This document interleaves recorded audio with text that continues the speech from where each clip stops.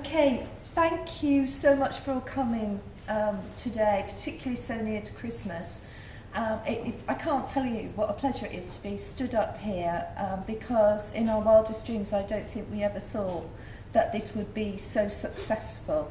So it's just been such a pleasure being involved with this. It's great to work with such an amazing team of nurses because the people who've made this happen are frontline nurses and midwives, and we've even got a paramedic now who's working with us, people who have come to from practice to make this happen. And I think, you know, Stephen's mentioned the social movement issue. I think that's why we have got this social movement going.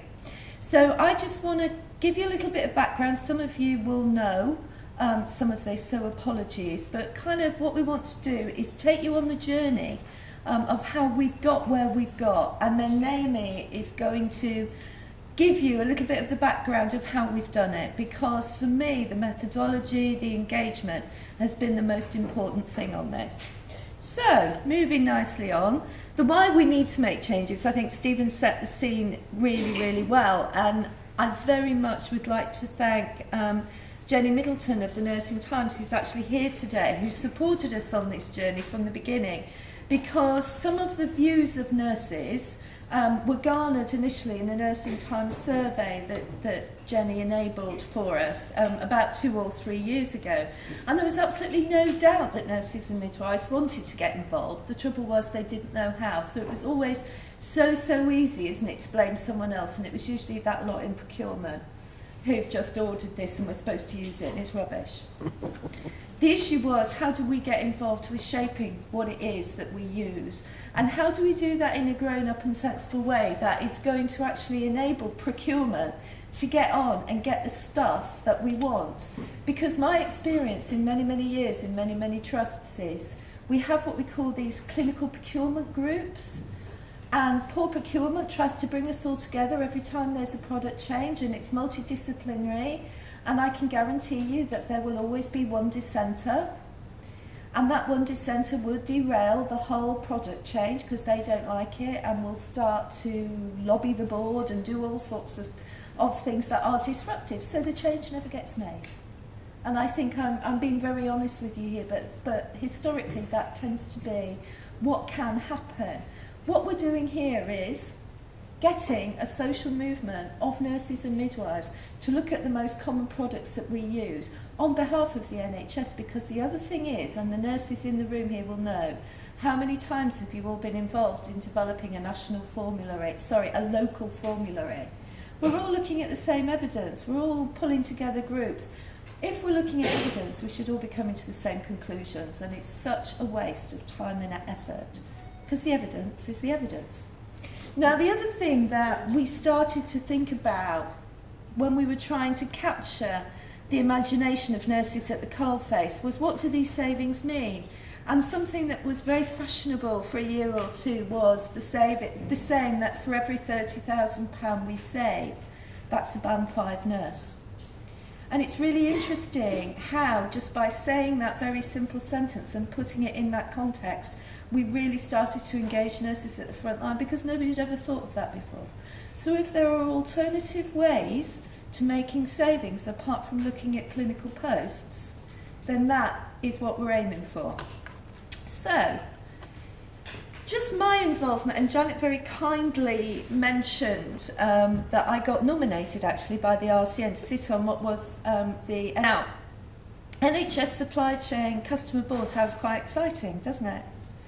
And so off I went, and I think it would be fun. There are some colleagues in the room who sat on that board with me, and please forgive me, but I'm a nurse and I didn't understand a word of what you were talking about. And I sat there for a good year trying to understand what it was that these very experienced heads of procurement, directors of finance, supply chain, DHL, were all talking about, and I just sat there thinking, what's this got to do with me? In fact, it cost me a fortune. I did make a confession last week to the other chief nurses in the Midlands that I bought so much stuff off the House of Fraser website in those meetings that I nearly went bankrupt. But then we were talking about shopping. So for me, this was a kind of, what am I doing here? However, This was at the time when the financial pressures were really, really starting to bite in the NHS. And as with all of you in provider organisations out there, we have the annual CIP that we have to meet, and nursing is never excluded from that. When I started to kind of understand the amount of the figures that were being put up at these meetings of what we could save if only we standardised products, not that we went for the cheapest, the fact that the ability to buy in bulk means that we can drive down the price. And I'm so proud of myself to be able to stand up here and say things like this. But actually, do you know what? It's common sense. It's what you do when you bulk buy toilet rolls at home. Wasn't that a much better alternative to looking for cuts elsewhere? So I went back to my own trust at the time, which was Heart of England, which is a very large acute trust in Birmingham. And we asked our head of procurement if he could come up with the list of the most common things that we use that we could standardise and how much money would it save. Without going through all of those torturous clinical evaluation groups, we gave the decision making to the most senior nurses in the organisation with a 2-week turnaround about evaluation and evidence. And in 6 months we saved £760,000.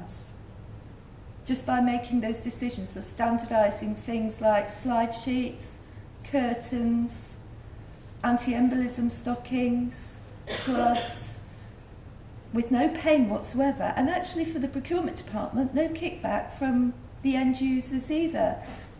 I was very fortunate at that time because I don't think my director of finance thought I could do it. And therefore the negotiation of having that knocked off my nursing CIP came a reality. That was £760,000 I didn't have to find out a nursing posts.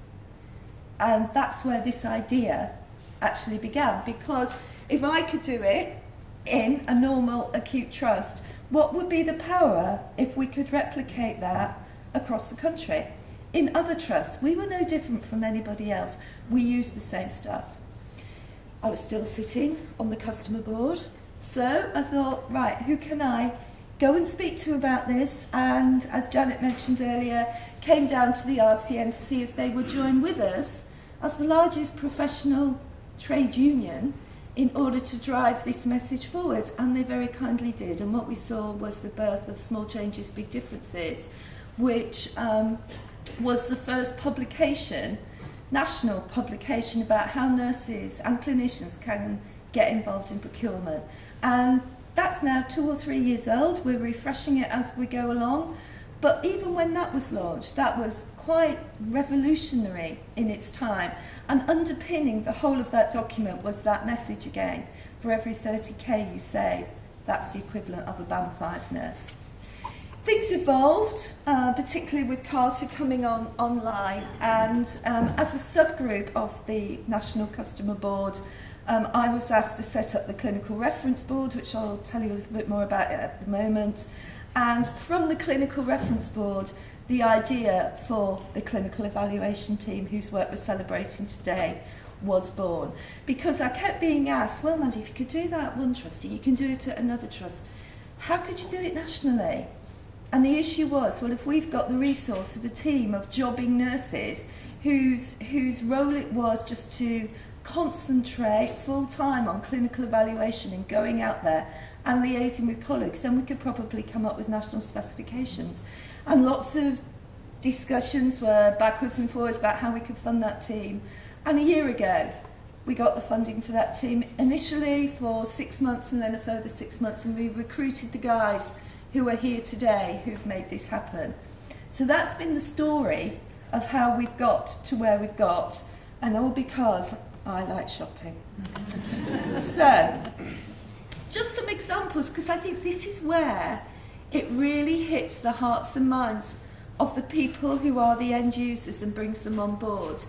And what I'm going to give you now are some examples that we've picked up on our travels about not where we've just saved money through standardisation and nurses and midwives being involved in the decision making about what we use, but also the amazing patient benefits.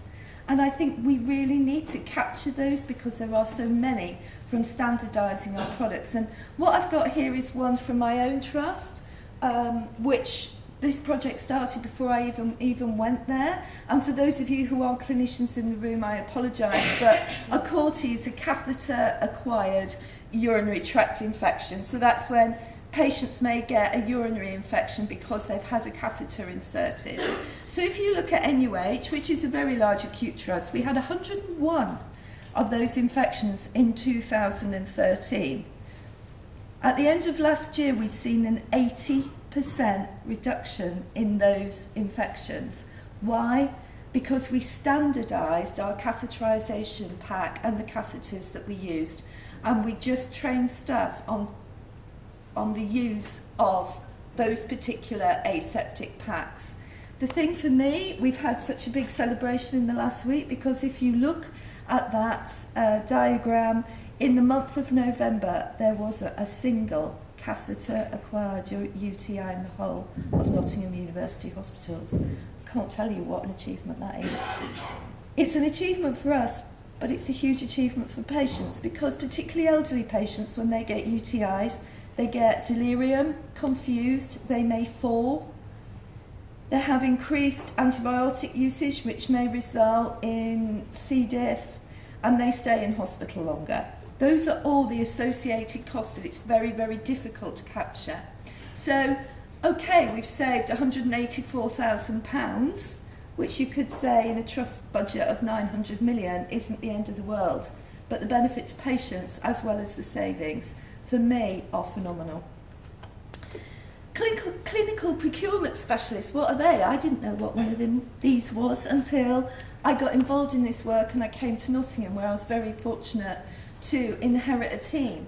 But these are clinical jobbing nurses who take roles working in partnership with their procurement departments about that clinical interface in deciding what products are used. And we have seen some amazing results. We're in trusts that have put these nurses in post, and 2 examples of trusts that have put these nurses in post just because their chief nurses sit on the clinical board, I just want to share with you. So Lancashire Care Trust, which is one of the largest mental health and community trusts in England, excuse me, within 3 months their clinical procurement specialist identified £135,000 in savings. George Eliot, which their chief nurse also sits on our board, they only got their clinical procurement nurse in August of this year, and already they've identified £175,000 of savings for next year. It's actually phenomenal when you add it all up, and that's just about getting clinically credible nurses involved in the interface with working with procurement teams. Bristol, another one, and this is just about spend on mattresses, which is something which I think challenges every acute trust in the country. But again, by getting their nurses and midwives leading the process, you've got savings of nearly £500,000 a year. But for me, just as important, if not more, is that they've seen a reduction in the number of pressure ulcers because they're using the correct products for the patients. This one, I think, for us has been a really exciting byproduct of having our clinical reference board. And we have a director of nursing from an ambulance trust, Sandy Brown, who sits on our board. And we were just talking together as chief nurses about 8 months ago. And he was saying he was amazed at some of the things going into an ambulance trust that he'd found. So if I give you examples of the fact that in many areas, if you've got chest pain and you dial 999 and the ambulance comes and the paramedics come and they put the electrodes on your chest to do an ECG, and they say, ooh, bring you into A&E and have a better look at you. The minute you get to A&E, we take those electrodes off and we put our own on. I didn't know that. It happens in my own organisation. Why? Why don't we use the same electrodes? Why are we taking them off patients where you can actually cause skin damage? But what a waste. The other thing that we found out in some areas is that acute hospital A&Es will remove cannula that have been put in by the ambulance service, excuse me, even in a clean environment. I understand why they take them out if they've been put in by the roadside and they might be in a dirty environment, but some of our A&Es will take them out and replace them with their own. That's shocking. It's shocking for the patient, but what a waste. So what we have done as a group of chief nurses, we just made the decision we were just going to stop it. So those 3 areas, you've got a collaboration between the acute hospitals and their local trusts. The 6 chief nurses have got together and said this has got to stop. We have to standardise this, and we're making it happen. What's happened as a result of that is that we're seeing a lot more opportunities for synergies between the ambulance trusts and the provider trusts when it comes to opportunities for procurement. So really, really important. And Leeds, another example around standardising continence products. And as you can see there, what they've done is they've reduced the number of products they use from 72 to 19. That's a huge number. And again, whilst it may not be a huge saving, it is a saving, but what it does is it gives a better experience for patients, particularly in relation to quality and privacy and dignity. So, as you can see, this has now become something which is really exciting to be involved in, that nurses and midwives are passionate about, and those are just a few. I could have, I've got about 20, 30 other examples of pieces of work that have happened just as a result of this project and people getting involved. Some of the numbers around, for example, the number of products in the supply chain catalogue, the amount of stuff we use every year is absolutely mind-blowing. But what we have done is translate those numbers into things that mean something at the front line. And this is still in use at the moment because it really helps to engage about letting nurses and clinicians know what the opportunities are. So if we standardise products across the NHS and got a reduction in spend of 1%, that saves us 39 Band 5 nurses. 3% reduction, 117 Band 5 nurses. A 15% reduction, 583 Band 5 nursing posts. And I really don't think you can argue with that.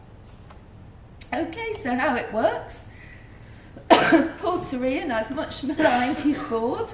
It has changed in the past 18 months, and this is your rogues gallery of the people who sit on it. I'm sure those of you in the room who are in the procurement area will be very aware of the regional leads for the customer boards, but as you can see there in the middle we've got the clinical reference board which has driven this work.